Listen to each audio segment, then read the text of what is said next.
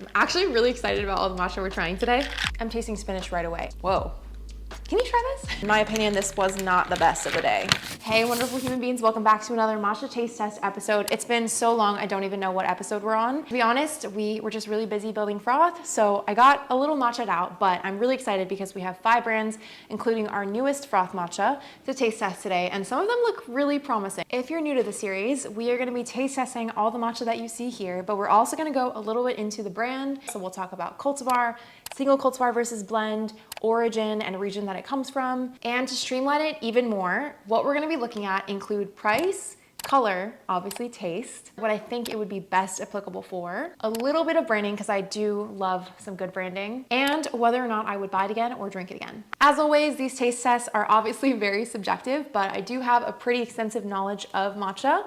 That being said, as always, what's most important is that the matcha you drink is one that you enjoy, and we all have different preferences when it comes to matcha. It's a lot like coffee, but the idea is that hopefully I can try it so that you don't have to if you've been curious about a brand. Before we get into it, I just want to make a note that obviously I am the founder of Frauth Matcha, but as I'm sure you've seen on my Matcha Mommy pages, I don't shy away from talking about other brands and promoting brands that I really love and have loved for many years, like Kettle, Yokohama. Nothing really changes.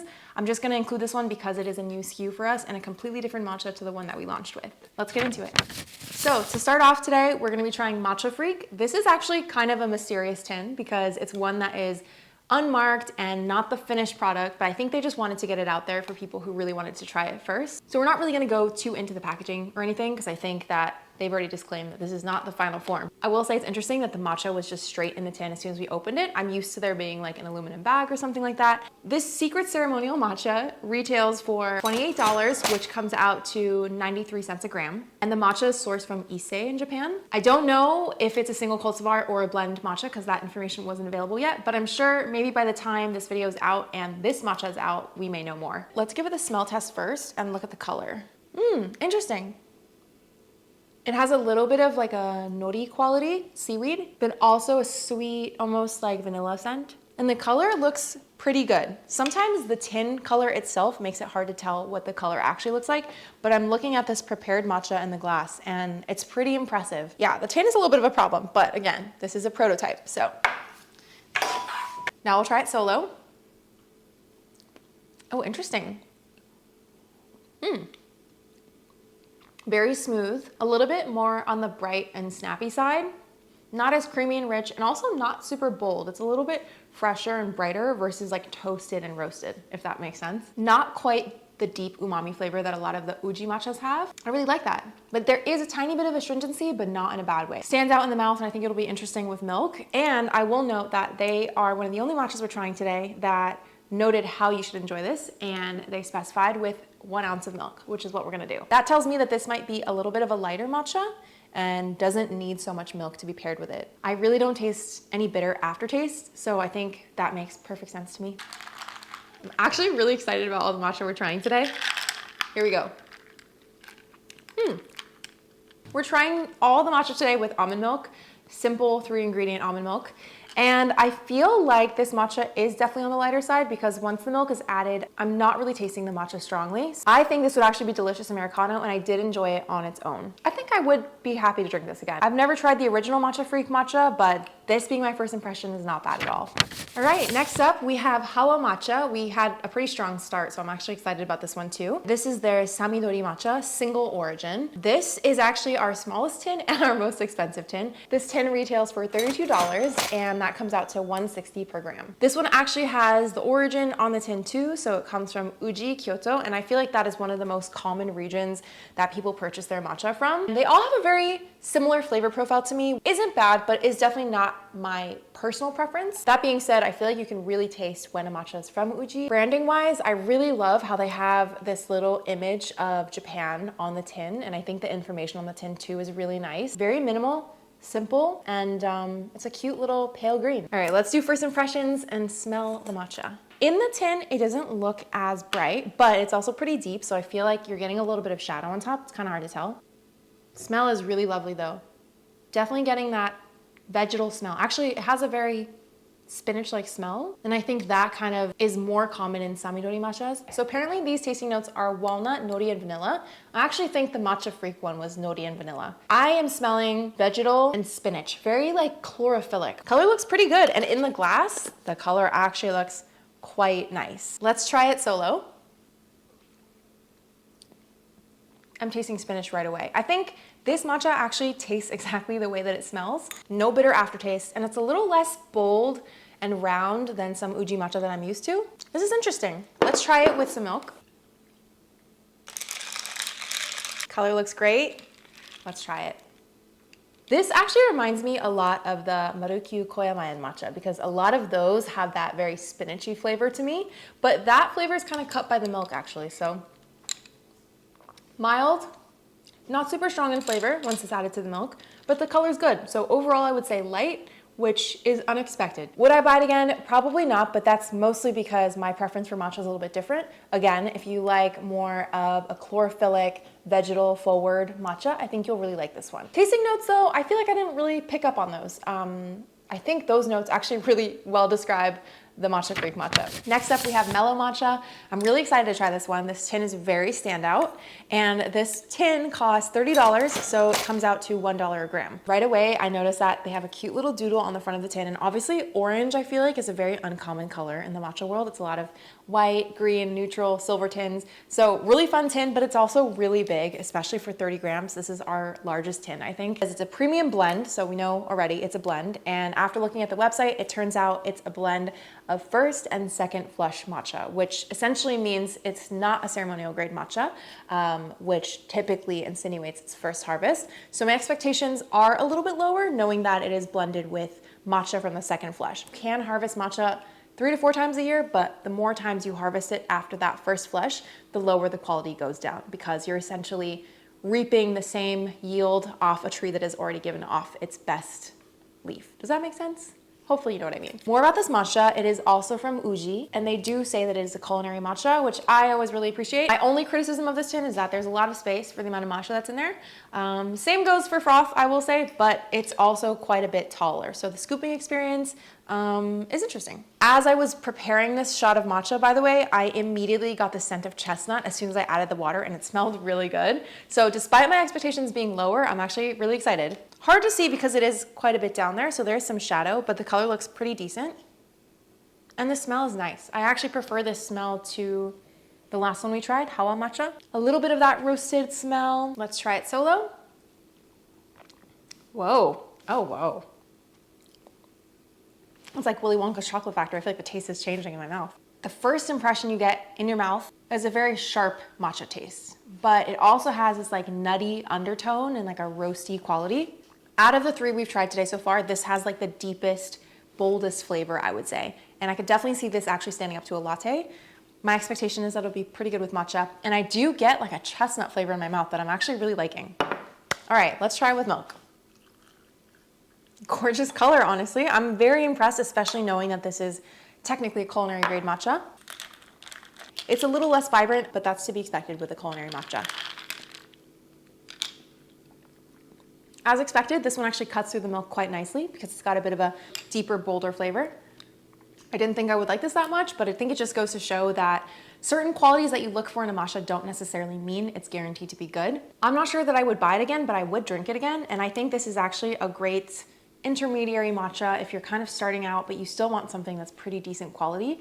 I think $30 for the tin is not the most expensive actually. So for the price especially, I think it's actually quite drinkable and honestly palatable. Next up, we have Tea Dealers. This is actually a brand that's new to me and I really don't see a lot about it, but I'm kind of excited because when I looked at their website, it felt like they knew what they were talking about. You just get this feel that they really are tea people. And we are trying the Shoraku matcha. This is a matcha from Uji as well, and it is a blend of Yabukita, Okumidori, and Samidori. So it's a blend of a few different types of matcha. I think sometimes blends get a bad reputation. Personally, I do prefer usually a single cultivar matcha, but What's interesting is if the tea master knows what they're doing, blending is actually an art because you can yield a very specific flavor profile by mixing kind of like the best elements of every cultivar. So that being said, we're going in with an open mind as always. I think the packaging is really sleek and minimal, and actually the sticker feels very luxe. It's got this like textured paper feel, and it does feel somewhat Japanese to me. I don't believe the owners are Japanese, but I appreciate the nod to obviously the origin, and yeah, it's a beautiful tin. Like, who wouldn't want this on their countertop? Really beautiful color, actually. This one smells similar to the Mellow Matcha. Has some sweeter notes to it. This one smells closer to a type of matcha that I usually drink day to day. And this tin retails for $30, which comes out to $1 a gram. So same price as Mellow Matcha. I must say, out of all the matcha we've tried yet, this is one of the best colors I've seen so far. And I'm impressed because it's the same price as Mellow Matcha, and it's not the most expensive yet today. This one has a little bit of that chestnut smell to it too, but almost like a raw chestnut versus a roasted chestnut. So let's give it a try. Whoa. This one's surprising because it doesn't really taste like what you're expecting when you smell the matcha. A little bit of astringency, a little bit of bitterness actually. Woo. Interesting, because this is the one. On the website, this apparently has zero bitterness and umami, but I am tasting a little bit of bitterness. Maybe astringency is a better word. It's really attacking the mouth and kind of like, whoa. Can you try this? I don't even know if I'm crazy. Like, is it because my palate is like fucked up right now? And it doesn't taste the smoothest. Right? That's odd. I know. It's so funny because I was so excited about this one. I think visually this one looks like it would be the best, but not really my cup of tea. I also feel like it's not so smooth in the mouth actually. I know it says it's 100% stone milled, but well, let's try it with milk. It's like making my neck hurt. It like coats my tongue and makes it feel furry. Don't like that. I mean, again, amazing color, like honestly, but I think it just goes to show you, unfortunately, there's never a very distinct way to tell whether a matcha is good or not without trying it. Color is great, but in my opinion, this was not the best of the day. Much, much better with milk, but now really all I'm picking up on is the astringency. It's like a cup of astringent milk. Would I buy this again? I'm gonna say definitely not. If you are really into an astringent matcha though, this could be for you.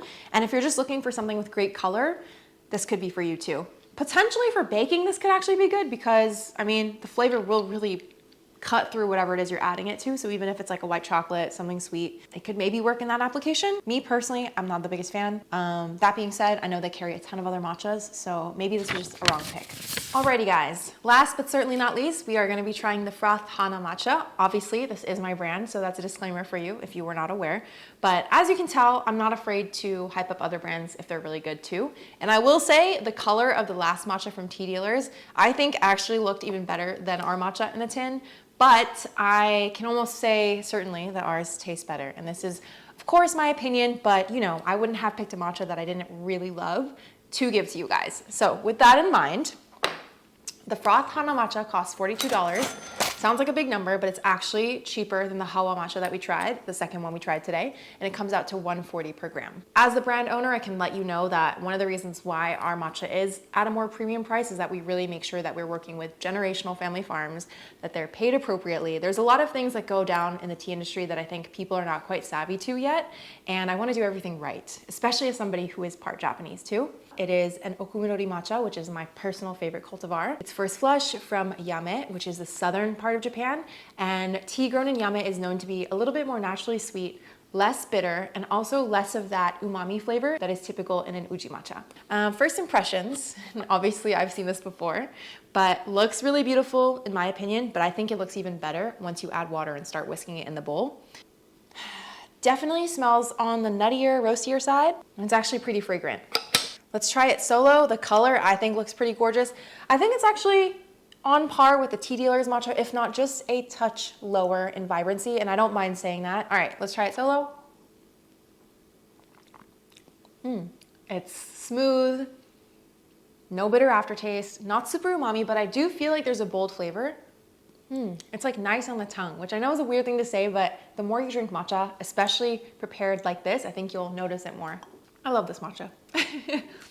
If you liked our Yama matcha, I think you'll like this one even more. personally, I think it's even better, and it is my favorite to date. Beautiful color. Makes me so happy every time I pour it into a glass of milk. Let's give it a stir.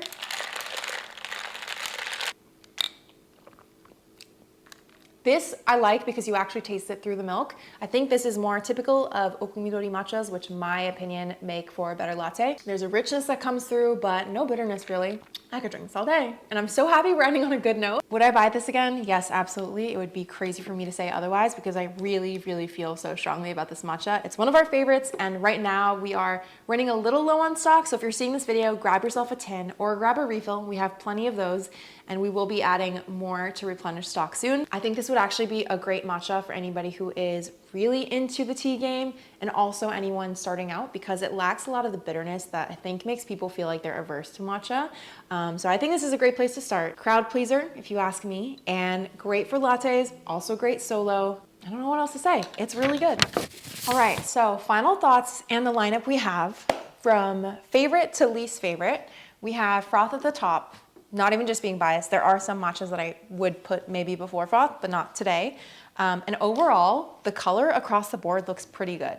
There wasn't a single matcha that I immediately was turned off by seeing the color of, which I think is a great sign. But again, color isn't everything, and that's very clear by some of the misses today. After Frauth, we have in second place Matcha Freak. This one was very surprisingly good, and I really liked it. I don't think I've had very many matchas from Issei, actually. In third place, probably the most surprising today, was Mellow Matcha, and despite this being a blend and not ceremonial grade, not first flush only, was actually really good. And I actually preferred it to Hawa Matcha, which was our most expensive of the day, and Tea Dealers. This was probably my least favorite of the day, just really not palatable and actually made me kind of wrinkle my face, and I had a very strong reaction to it. Hawa Matcha, drinkable if I had to, but given that it's the most expensive as well, really disappointing. And so the final lineup is Frauth, Matcha Freak, Mellow Matcha, Hawa Matcha, and Tea Dealers. As always though, try for yourself. Just because I didn't like a matcha or I loved a matcha doesn't necessarily mean that you will or won't. And I have also just updated my matcha guide, so it's now even longer and goes even more in depth. So if you're looking for a how-to on how to prepare matcha and you want to learn more about some of the tea terms that we use to describe the tea today, definitely download it. It's completely free. I'll leave a link to that in the description box below. And if you guys aren't already following me on Instagram and TikTok at Matcha Mommy, be sure to follow me there because I share a lot of matcha content outside of what you see on Veggiekins alone. Hope you guys enjoyed this video. Let me know if you've tried any of these. I think next episode we're gonna try and aim to taste test some Japanese matcha brands. If there are any that you're really curious about, comment below. I do want to throw out there that I'm being a little bit more particular about the matcha brands that I'm trying. If I see signs that it's not gonna be very good right off the bat, I'm just not gonna try it because, as you know, a lot of money goes into these videos just trying it, and sometimes it's a complete letdown. So, thank you guys for watching. See you in another one soon. Bye.